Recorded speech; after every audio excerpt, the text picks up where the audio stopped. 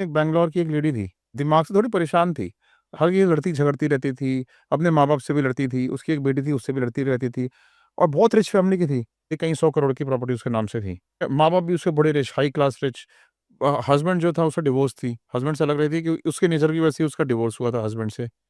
उससे किसी से बनती नहीं थी, ना सर्वेंट से बनती थी, हर किसी को गाली देती रहती थी, किसी से भी नहीं बनती थी उसकी। अब क्या हुआ उस दिन कोई बात हुई होगी, घर छोड़ के चली गई। जो उसके पेरेंट्स थे, भई आप चाहे बनती हो ना बनती हो, परेशान तो होता ही है इंसान, प्यार तो होता ही है ना अंदर बिल्कुल, से, बिल्कुल। ठीक है? तो वो हमारे पास आए कि भई आप जो है इन्वेस्टिगेशन करके बताओ ये गई कहाँ पर है? उन्होंने पुलिस में भी रिपोर्टिंग कर रखी थी, पुलिस अपनी इंडिपेंडेंट इन्वेस्टिगेशन करती है। तो हम इसके ऊपर इन्वेस्टिगेशन कर रहे थे इस लेडी के ऊपर कि भई ये गई कहाँ होगी?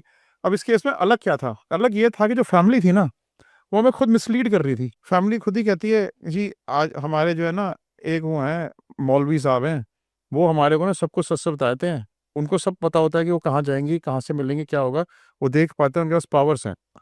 तो कहते हैं कि हम उनके पास गए थे, तो एक हमारे पास 10 फुट की जिन्न उन्होंने आई, जो जिन्न थी बिल्कुल सफ़ेद, हमें एक्सप्लेन भी कर रहे थे, बिल्कुल सफ़ेद कपड़े पहने हुए, एकदम दूध जैसी जिन्न हमारे सामने प्रकट हो गई और वो जिन्न ने आके बोला, "इधर हाईवे है, ठीक है? उसमें एक रिज़ॉर्ट है, रिज़ॉर्ट के बराबर में एक नदी बहती है, ठीक है? वहाँ पर है।"